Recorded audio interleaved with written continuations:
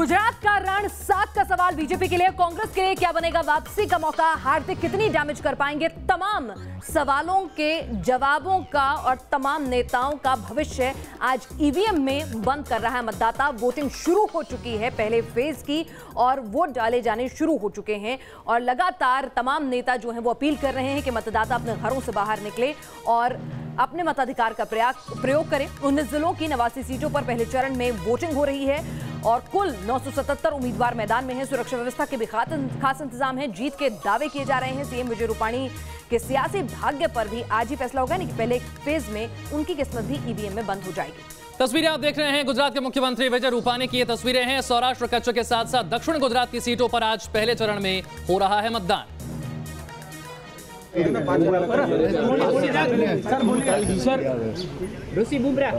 हो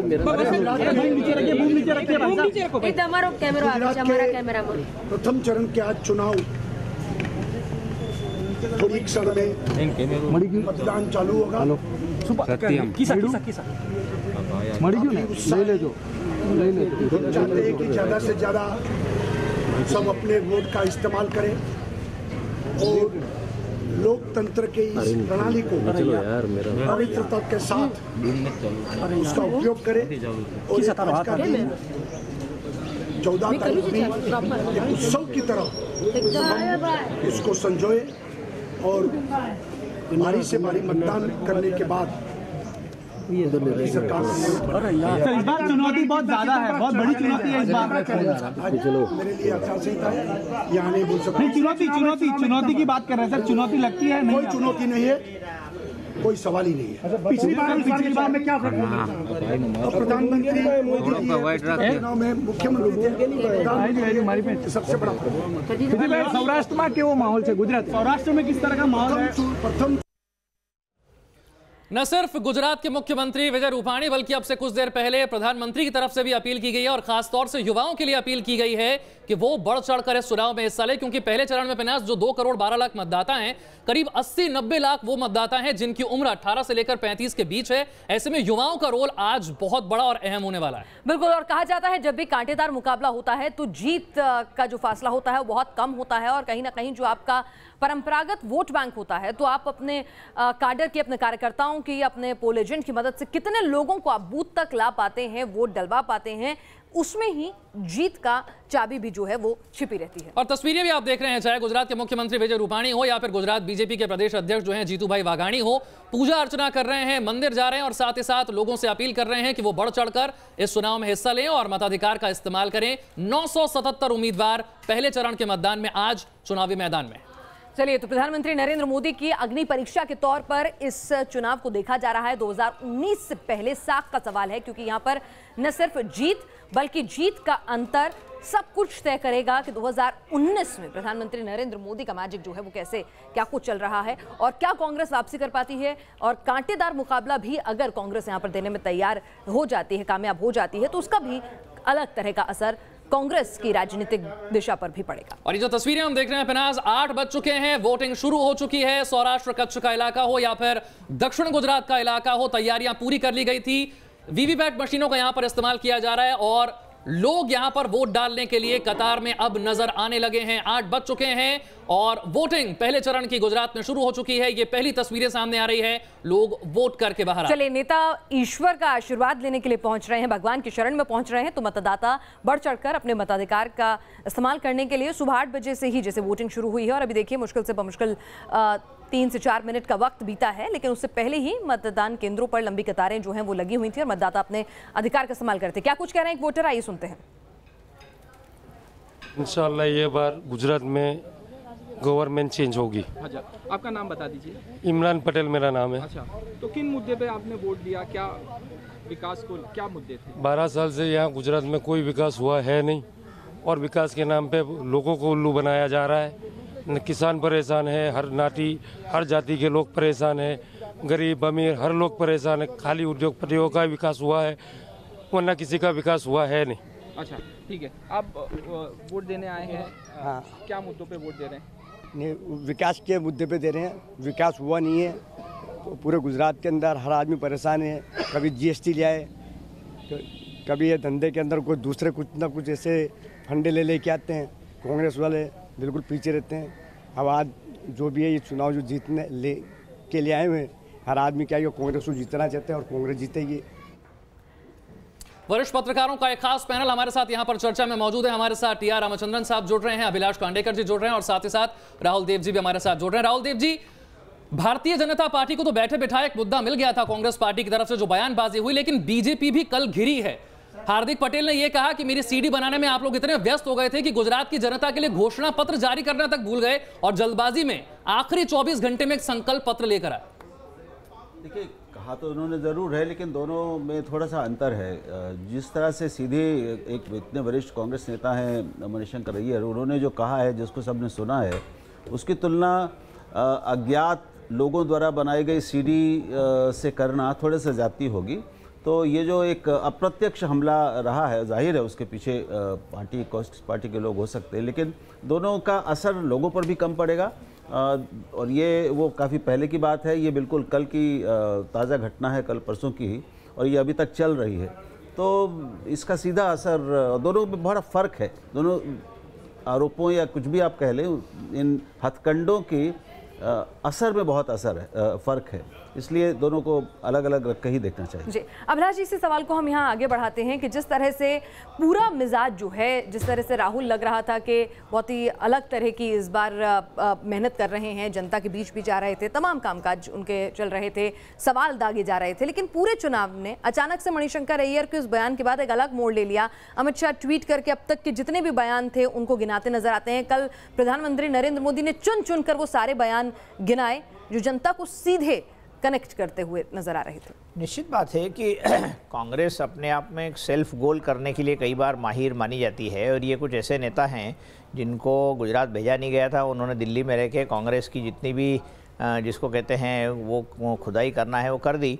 लेकिन ये निश्चित बात है कि गुजरात का जो वोटर है वो गुजरात की अस्मिता को लेके काफ़ी अवेयर रहता है, काफ़ी चिंतित रहता है, और उसी को बार बार मोदी जी या अमित शाह उसी को आगे बढ़ा रहे हैं।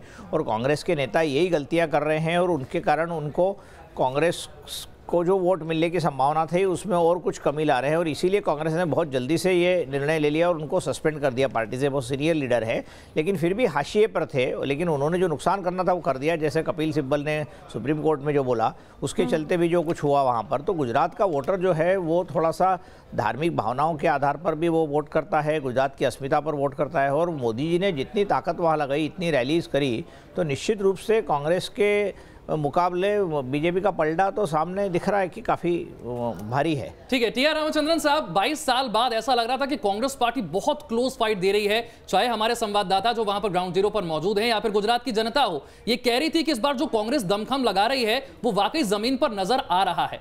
लेकिन एक बयान ऐसा, और नरेंद्र मोदी ने उसे गुजरात की अस्मिता से जोड़ दिया। उन्होंने कहा ये मुझे गाली नहीं दी गई, ये गुजरात की अस्मिता पर चोट की गई। मेरे ख्याल में जो मणिशंकर अय्यर साहब ने कहा वो बड़ा डिसएडवांटेज होगा कांग्रेस के लिए, और मौका उन्होंने ऐसे चुना कि वो सिर्फ 2 दिन पहले था चुनाव से। आखिरकार कितना डैमेज ये करता है वो देखना पड़ेगा। बट इस इलाके में जहाँ पर आज इलेक्शन हो रहा है उसमें कांग्रेस के पास सिर्फ 22 सीट थे पिछली बार 2012 में, और बीजेपी के थे 63 सीट। मेरे ख्याल में एडवांटेज तो बीजेपी के पास है, और मेरे ख्याल में वो कोई इस बात से नहीं मुकर रहा कि बीजेपी वहाँ पर अच्छा करेगी। पर दूसरी बात यह है कि क्या कांग्रेस अपनी सीट कुछ उठा पाएगी कि नहीं, इस पे एक बहुत बड़ा प्रश्न चिन्ह लग गया है।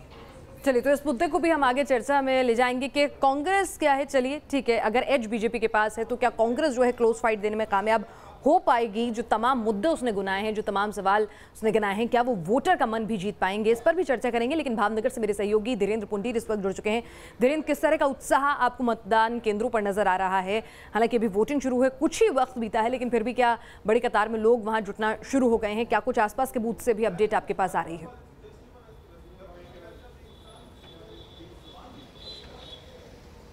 अभी जो आसपास के बूथ हैं, जो बाहर के शहर के हिस्से के बूथ हैं, वहाँ काफ़ी बड़ी तादाद में लोग लाइनों में लगने लगे हैं। चूँकि ये वीआईपी बूथ है, ऐसी जगह है जहाँ से आबादी थोड़ा दूर है, लेकिन यहीं जीतू वाघानी भी वोट करेंगे, यहाँ भी लोग पहुँच रहे हैं। आपको दिखेगा कि अंदर की तरफ कुछ लोग आने लगे हैं, बल्कि युवा लोग, काफ़ी युवा लोग हैं जो पहले की तरह से पहले से ही आ गए हैं। यहाँ वोट देने के लिए पहुँच रहे हैं। एक बार ये देखिए मेरे साथ एकदम युवा है। आपका क्या नाम है? श्रेया। श्रेया, आप वोट देने पहुंची हैं? जी। अभी तो वोट शुरू नहीं हुआ, आपने पहली बार वोट डालने जा रही हैं? हाँ, इसीलिए एक्साइटमेंट है। इसीलिए एक्साइटमेंट है। किसी से डिस्कस किया वोट किसको देना है, कैसी कौन किस पार्टी को देंगे, डिस्कस जी? ऑब्वियसली बीजेपी को ही देना है। लेकिन तय पूछा कि क्या कैसा काम कर रही है या आपने? वो तो दिख ही रहा है काम कैसा कर रही है बीजेपी गुजरात में, और युवाओं को अच्छा लगता है। तो अभी वोट कास्ट नहीं हुआ आपका? नहीं, अभी नहीं हुआ। तो आप उत्साह के साथ आए हैं सब लोग? जरूर। ये मैं जो पिनाज बता रहा हूँ कि जिस तरह से अभी युवाओं के बाहर निकलने की संख्या काफी ज्यादा दिख रही है, और वो ये भी तय करेगी कि आखिर इस बार सरकार किस तरह से बनेगी, किन मुद्दों पर बनेगी। बिल्कुल धीरेन्द्र, तो किन मुद्दों पर सरकार वो चाहते हैं, क्या कुछ वो गुजरात में बदलाव चाहते हैं? बीजेपी नए गुजरात का वादा कर रही है, तो कांग्रेस कह रही है कि भाई विकास हुआ ही नहीं था, ये तो सिर्फ एक विकास का एक लबादा जो है वो गुजरात को उड़ाया गया था। कई सवाल पूछ रही है, तो वोटर के मन में क्या कुछ होगा, इस पर लगातार चर्चा जारी रहेगी। गुजरात में पहले चरण की वोटिंग शुरू हो चुकी है। आज गुजरात में सौराष्ट्र कच्छ के साथ साथ दक्षिण गुजरात मिलाकर 89 सीटों पर वोटिंग हो रही है। 19 जिलों में 977 उम्मीदवार आज चुनावी मैदान में हैं, और तस्वीरें हम आपको लगातार दिखा रहे हैं किस तरीके से लोग यहां पर अब कतारों में लग रहे हैं और वोट करने के लिए पहुंच रहे हैं। बहुत बड़ी जनसंख्या यहां पर युवाओं की है। 2 करोड़ 12 लाख मतदाता आज पहले फेज में वोटिंग कर रहे हैं, जिनमें 18 से 35 साल की उम्र के कई युवा हैं, जिनके लिए खासतौर पर प्रधानमंत्री और गुजरात के मुख्यमंत्री की तरफ से अपील की गई है कि युवा अपने मताधिकार का इस्तेमाल जरूर करें, बड़ी संख्या में बाहर आएं, वोटिंग करें। बिल्कुल, और हमारे साथ गिरिजा जी भी जुड़े हुए हैं। गिरिजा शंकर जी, अगर यहाँ पर बात करें, जिस तरह से जिन सीटों पर आज जिन रीजन में मतदान हो रहा है, वहां पर बीजेपी का एज रहा था 2012 के चुनावों में, लेकिन इस बार पाटीदार आंदोलन जो है और जिस तरह से एक अलग मोर्चा खुला हुआ है, वो एक चिंता का सबब जरूर हो सकता है इन रीजन्स में बीजेपी के लिए, उससे इनकार नहीं किया जा सकता।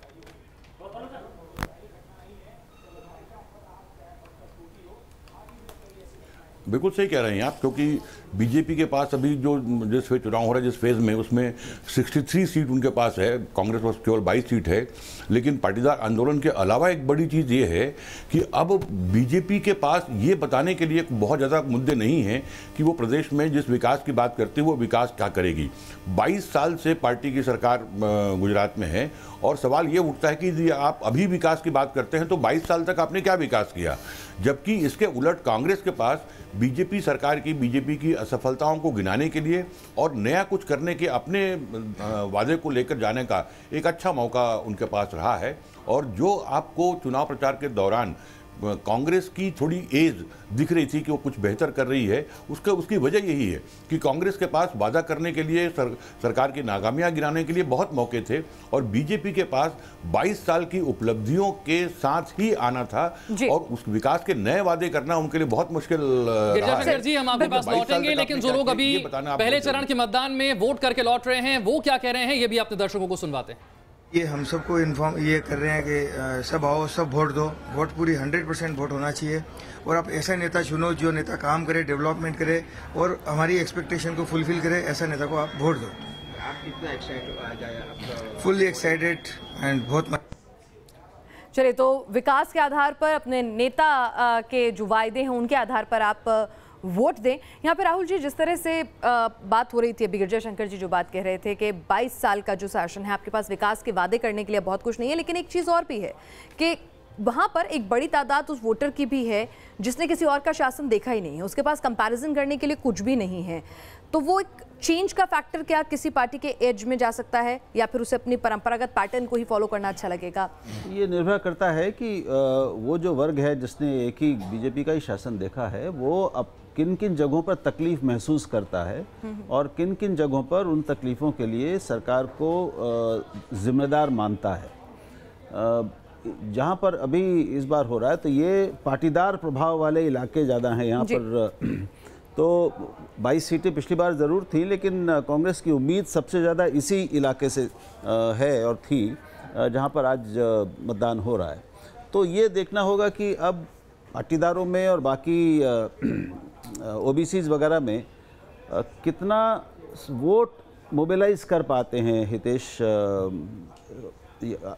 पटेल, अपने ये पाटीदार वाले कितने कर पाते हैं। और ये जो सबसे ताज़ा एक भावनात्मक मुद्दा बीजेपी को मिला है, प्रधानमंत्री को जो मणिशंकर अय्यर ने कहा, इसका कितना असर पाटीदारों पर और पाटीदारों से अलावा बाकी जो समाज के वर्ग हैं वो कितना भावनात्मक मुद्दों पर भावनाएं और गुजराती अस्मिता क्या भारी पड़ जाती है। अविनाश, हम भावनगर का भी रुख कर लेते हैं। धीरेन्द्र पुंडीर इस वक्त हमारे सहयोगी हमारे साथ जुड़े हुए हैं। लगता है धीरेन्द्र नहीं है, उर्मिलेश जी भी हमारे साथ इस वक्त चर्चा में जुड़ गए। उर्मिलेश जी, क्या एक कांग्रेस के पास एक दिक्कत ये भी हो सकती है कि आपके पास मुद्दे थे, आपके पास एंटी इनकम्बेंसी था भुनाने के लिए, लेकिन आपके पास कार्डर नहीं है जो गुस्सा है उसको मोबिलाइज करने के लिए और उसको पोलिंग स्टेशन तक लाने के लिए, जबकि बीजेपी के पास वहां पे बहुत ही मजबूत कार्डर भी मौजूद है और मोदी जी जैसा एक बड़ा नेता भी मौजूद है। जी, इसमें कोई दो राय नहीं कि कांग्रेस के पास भारतीय जनता पार्टी की तरह एक बड़ा ऑर्गेनाइज्ड नेटवर्क नहीं है संगठन का। उनके पास कार्यकर्ताओं की उतनी बड़ी फौज भी नहीं है, ये बात सही है। और ये भी बात सही है कि मोदी जी की तरह एक दिग्गज नेता या कद्दावर नेता जो पूरे गुजराती मानस को, उसकी पूरी अस्मिता को रिप्रेजेंट करने का दावा करता हो, या वाकई लोग फील करते हों कि गुजरात का एक ऐसा नेता जो सरदार पटेल के बाद पहली बार राष्ट्रीय फलक पर छा गया, प्रधानमंत्री तक बना। पटेल तो केवल उप प्रधानमंत्री बने। लेकिन एक दूसरी बात जो कांग्रेस के पक्ष में जाती है, जो ये बीजेपी के पक्ष में जाने वाली बातें मैं बता रहा था, जो कांग्रेस के पक्ष में जाने वाली बात है और जिसका इस पूरे चुनाव की प्रक्रिया में आप असर देख रही हैं, वो ये कि एक लोगों के दिमाग में ये भी है कि मोदी जी तो चले गए दिल्ली, जो गुजरात में नेता हैं उनका कद, उनका काम, उनके तौर तरीके किस तरह के हैं। लोग समझते हैं कि मोदी जी के बाद शायद गुजरात में बड़े नेता, खासकर जो मुख्यमंत्री के पद पर बैठे लोग हैं इस वक्त हैं और इसके पहले भी थीं, उनको लेकर एक आकर्षण कतई नहीं है। तो बीजेपी के पास सेकंड लाइन के नेता नहीं है। और जी हम एक छोटे से ब्रेक ले, माफी चाहूंगी, आपको रोक रही हूं, उसके बाद दोबारा लौटेंगे और फिर बात करेंगे second line of leadership BJP की क्या मिसिंग है गुजरात।